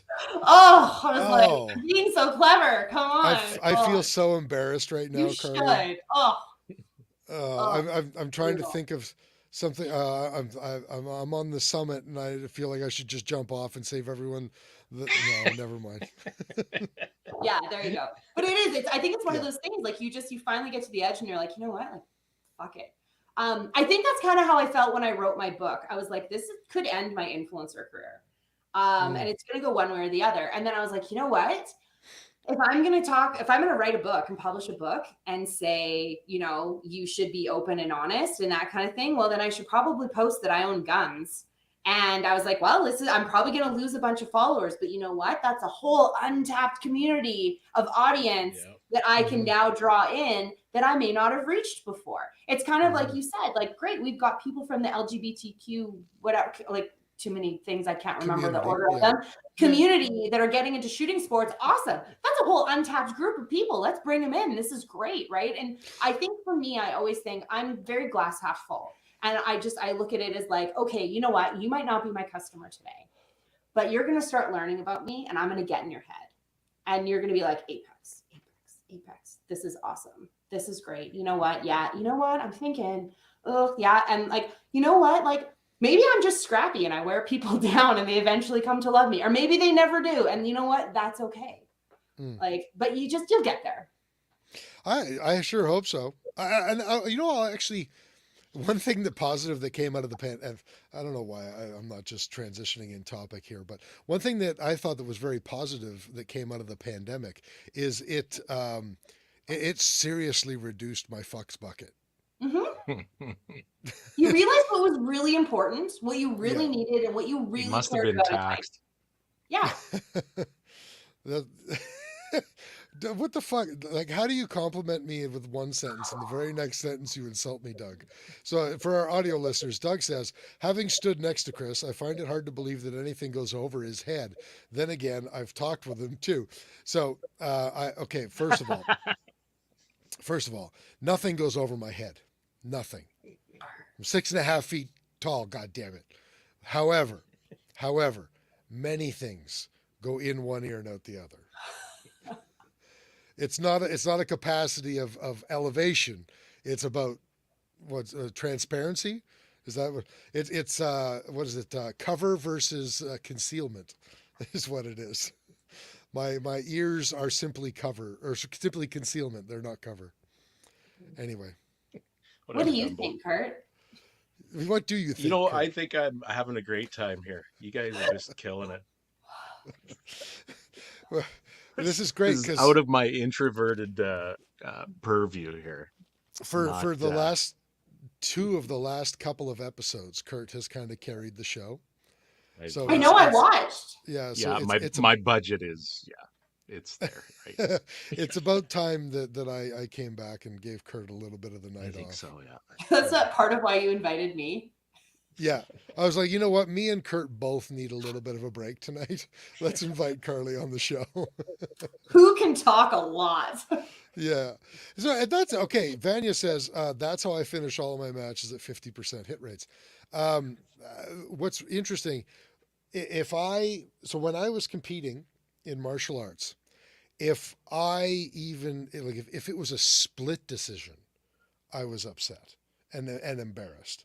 I was like, I had to win all the time for some stupid reason. I go shoot these PRS matches, the 22 matches that we did last year, Kurt, and what did I get? 46 out of 51 or something like that. I don't know. There was like a 12-year-old that beat me or something, and I couldn't have cared less. There may have been a couple. And I don't know why I I couldn't think care it was less. Chase Beckley. What's that? I think when you shot the Sapril match, Chase Beckley beat you, and he shoots like every day. Is that like Well, the that 12-year-old kid? That kid shoots Yeah. well. Yeah, well, I'm sure he does, but you know what? I don't care how good a 12-year-old is at martial arts. I'm going to knock him the fuck out. But I don't. It's weird. I don't know It's why the I same have. size ring for everyone, man. Yes, I know. There's a real disconnect between these two hobbies of mine, I think. Anyway, what the hell else are we talking about here tonight, guys? Nothing? Nobody? Yeah. Carlee, come on. Carry us, Carlee. You've upset my chi. Carry you? Okay. I don't know. Let's see. We talked about CS AAA. We talked about the industry. Yeah, Upcoming shows, we did. which are exciting. TACOM's in September. Yeah. Oh, we haven't talked about that, but we are hoping to go to TACOM again. Did we find out the King of Two Miles is a different time? Same weekend. It is the following weekend, the weekend after. It TACOM. is the following. Oh, but it's the camp out that's the same weekend as TACOM? The camp out. Oh, He doesn't you get mean invited the to that. ELR camp? I don't know. What you talking about, Willis? Ask Shane. Shane, what is it? His words, not mine. It's also the same weekend as the NRS finale to TACOM. There's a lot of Oh, really? conflicting things that weekend. Oh, Man, September seems like the wrong time to be doing a I Canadian know. trade show. I'm like, TACOM people, if you're listening, move the show because it's during hunting season. It's when all the finales are for all of the leagues. They're all in September. It would really be nice if they moved it to the spring. I do feel like Q1 is really, really show heavy, but I mean, then it's only one quarter of the year and then we're done. So that'd be a thing. But well, I know my intention for sure is to be at TACOM again. I know that you and Vanya will be there. we will be And there. Rooster will be there so long as it does not interfere with his King of 2 Miles duties. That'll be exciting. Come to the TO. What You sucks is can't like, imagine how excited I am to see that place. Yes, Mississauga for all. one of these years we're going to have to reverse it, and Rooster's just going to disrupt TACCOM, and I'm just going to make everyone feel really good about themselves over I love it. 822 Right. miles. Yeah, 1 year. Or we can just have like TACCOM West in Yes. Calgary. That's why do they not already have that? They That's should my just move it out west. Honestly, everyone in like Southern Ontario, like Phil O'Dell's listening to this saying he hates me probably, but you know, I he's mean, got a lot there's- of airplanes. that's true, right? There's He's over 6 foot. he always talks about coming to Alberta. So the thing though is that there's so many companies in the Lower Mainland too, and tons in Alberta. There's enough of us in Calgary, let alone Alberta, right? That we Yeah. could come out to TACCOM. That it might be nice to just have it here instead. I will say this: there have been no less than 2 pro shooters on the Canuck team that have been in Saskatchewan hunting in the last 12 months. But I have not seen Phil yet. No, Phil keeps No. telling me he's coming out to Alberta to go elk hunting. I have not yet seen it. Oh, that sounds like fun, actually. Dan got an elk this year. He did get an elk this year with He a hunter did. scope. He did the 3-15 on a rifle built by EM Precision Rifles out of Leduc, Alberta. Oh, shit. We haven't done any of our sponsor reads. It was an Kurt. all Canadian build by EM. Oh my goodness! At the end of the show, we're gonna have to take a minute here, Carlee, and we're We'll get gonna there. have to I've mentioned most of your sponsors.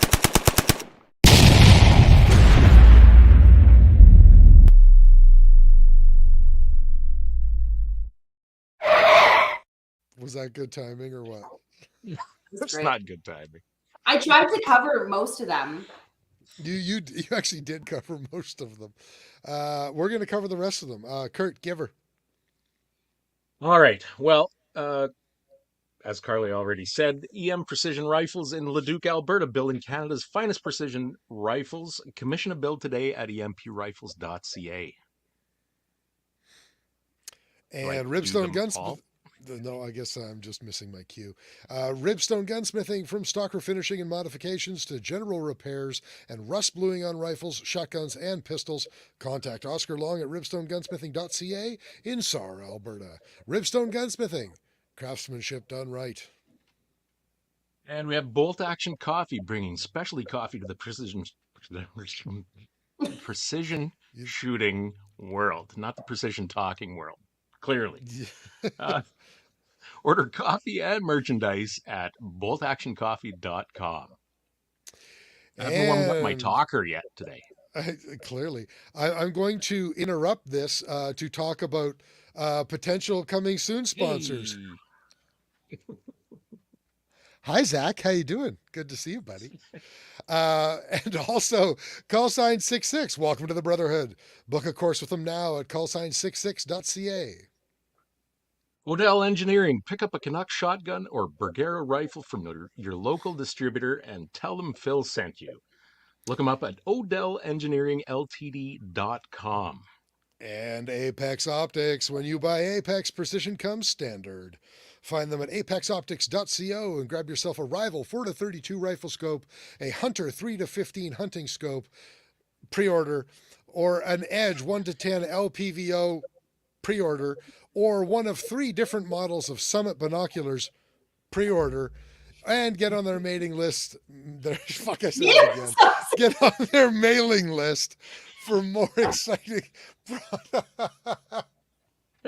guys. You Just may have get some on. underlying issues that you know. This isn't the first time. Look out for the Apex Optics mailing list coming soon. Get on their pre-order for their mailing list. Anyway, get on their mailing list. Carry on. All right, we're going to round this out with March Scopes Canada. The Dion Optical Design line of rifle scopes has a scope for all your hunting and shooting needs. Find Doug and Nisa at marchscopes.ca. No mating. No. mating. See, it's Although like Apex maybe Optics. See a mate today. it sounds to me like you guys need to hire a computer programmer, an app programmer. Because look at these comments here. I mean, new dating site mating list, you say? Tinder for Yeah. optics. Like, all of a Only, sudden, the chat just went crazy. yeah, Oh my No, they God. love this idea. Now the question is, oh no, that's a completely inappropriate swipe left question. edge. Swipe left edge. So, it would be Right, very yes, go to the inappropriate left. to. It would be very inappropriate to look at all of your potential matches through an ELR reticle, though. Oh my That God. doesn't seem like the best Right? way to start off a new relationship. It really Yeah, doesn't. Yeah. Well, yeah. guys, The selection is 2 mils wide. Oh my No, God. what? Oh, I did have one more thing I wanted to chat about. Yeah. Okay. It's Talk okay. about it. So I have been working with a fairly new organization. They're a nonprofit here in Canada called findhaven.org. So what they do is they help match up refugees who need things with people who have things to give. So before Christmas, I did this shout out on my Instagram saying like there's some refugee families who need winter coats in Calgary. I can't remember how many people came to Calgary all on the same day. And it was like during one of our cold snaps in November, and the government did nothing. So there was no coats, no food, no nothing for these people. They were just like, here you go. Guess you're not in a war zone anymore, but nothing, no supports. And so with things like this, a couple people got together and created this organization called Haven. So it's all online. It's a wonderful platform. You can join it at findhaven.org. You have to, submit ID so they know that you're legit. But basically, let's say you've got old furniture or old kitchen stuff or things like that. You can post on there and say, hey, I've got these things like either for sale or to donate to people, or refugees who've come to Canada can sign up for the site and they can post on it and say things like, hi, like I need a crib, or I need somewhere to stay for like 2 weeks, or I need toys for my kids. Or they can even go on and say, I'd love to just have coffee with somebody to practice my English, or I'm trying to find a job. This is what my industry was, or they want to set up a play date for their kids, or maybe find out about like local sports organizations or things like that because their kids played sports from the country that they came from. They're just trying to integrate and be part of our community. So it's this fantastic site where, you can, because people always want to help people, but they just, it's like, oh, I don't know. And they're tired of being hit up for just financial donations and that kind of thing. And so these are people who just really want, thanks, Doug, really want to come and just join our community and, meet other people and just live here and be Canadians. And so, it's a great way to be able to help. So Fantastic. It's kind of sounds like crowdfunding for community support. basically, yeah, it's exactly what it is. And so, That's pretty cool. you can, yeah, it's really great. So if you're just like, oh, you know what, like I've got this old sofa that I don't need, and you can be like, hey, I've got an old sofa. Like, can somebody pick it up or can I drop it off? And they're like, oh, hey, like this, it helps you match up with different things. So, and this it's is not like- all financial. Some of it's just like, hey, let's grab a coffee. I just, I moved here alone and I have no friends. And, So and I'm not supposed to laugh at that. Is it Canadian? Like it is Canadian. So their main markets, because this is where the refugees seem to be coming, are Calgary and the greater Calgary area and Toronto and the greater Toronto area. However, they are expanding it across Canada. It really just rolled out west here last week. So really? Yeah, it's really exciting. So social media might actually do something good in the world. Exactly.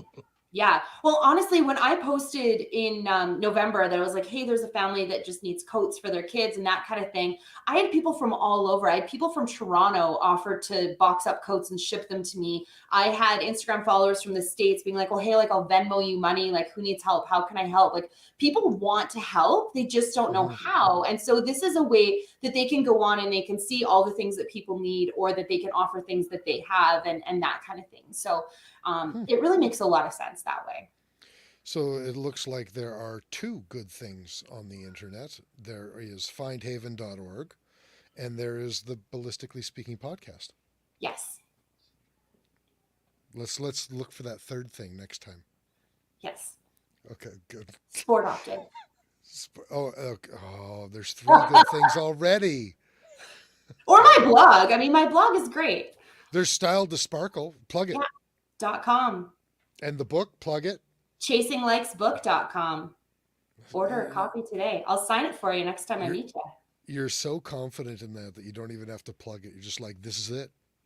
You know, Doug Rodenbush came to my book signing in Calgary because he's so sweet. Did he? He What a did. nice guy. Yeah. Doug's a swell human being, you know. He is.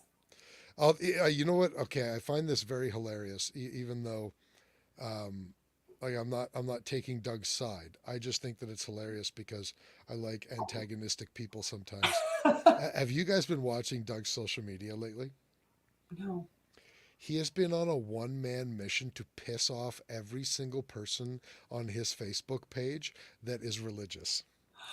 Love it. He has been posting the most blasphemous shit for weeks now. And it's hilarious to watch. Oh. But anyway, anything else that you want to talk about, Carlee? Or No, I think that's good. Are we finally out of ideas? We tapped the bottom of the barrel? Pre-order your stuff, apexoptics.co. Come and see us. Come and see us at matches. I'll be at Easter Gun Show in Calgary. I'll be at Sapril 2-day match in May in Medicine Hat. Okay, fantastic. Yeah.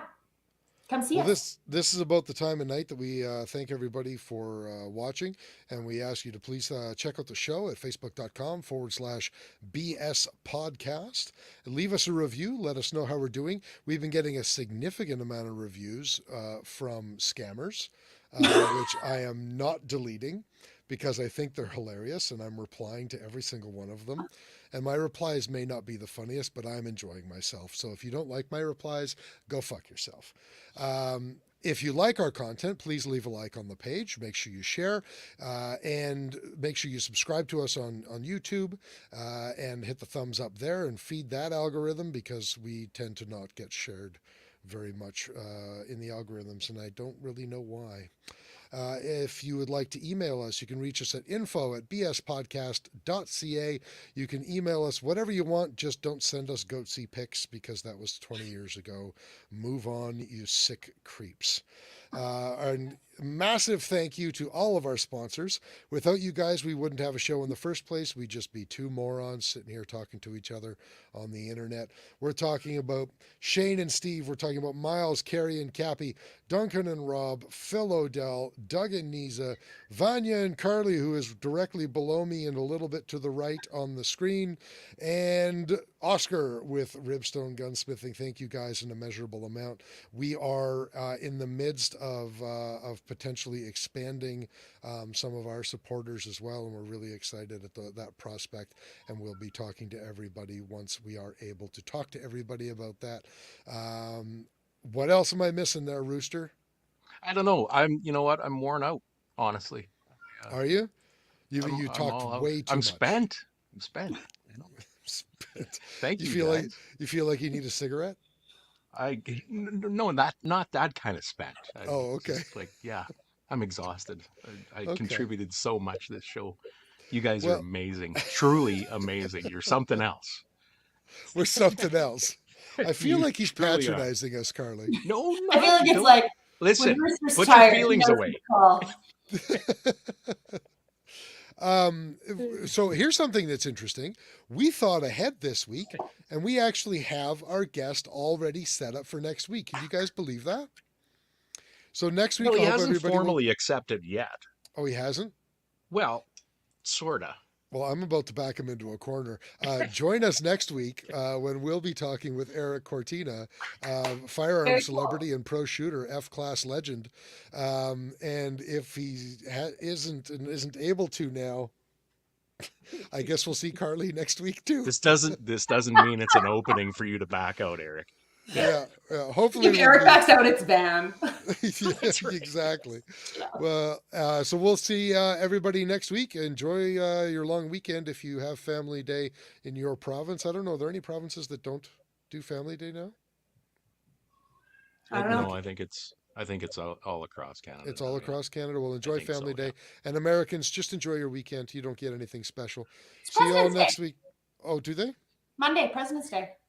Well, I know some Americans who won't be celebrating that tomorrow or this weekend. Well, but you get that's the weekend of really good sales.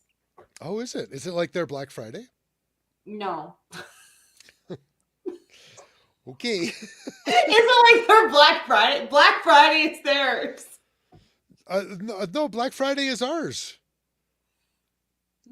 No, Boxing Day is What are you ours. talking about? Black Friday is theirs the day after American Thanksgiving. Boxing Day is ours? Yes. See, these are the mainstream things about our culture that I just don't understand. Are you Canadian? Wow. Well, I don't like hockey either, Carlee, as Rooster is Right. fond of pointing out. Damn it. And he doesn't watch the Trailer Park Boys. We've We've never already watched- made well, this I can't say I've determination. He's never not watched. truly Canadian. Yeah. All right, you hosers. We'll see everybody Alrighty. next week. Because I have a shotgun and rifle that I use for, and 22 gauge that I use for ptarmigan, moose, and black bear. You're so dumb. You are really dumb. For real. You're listening to your weekly dose of BS. Ballistically speaking. The Ballistically Speaking Podcast.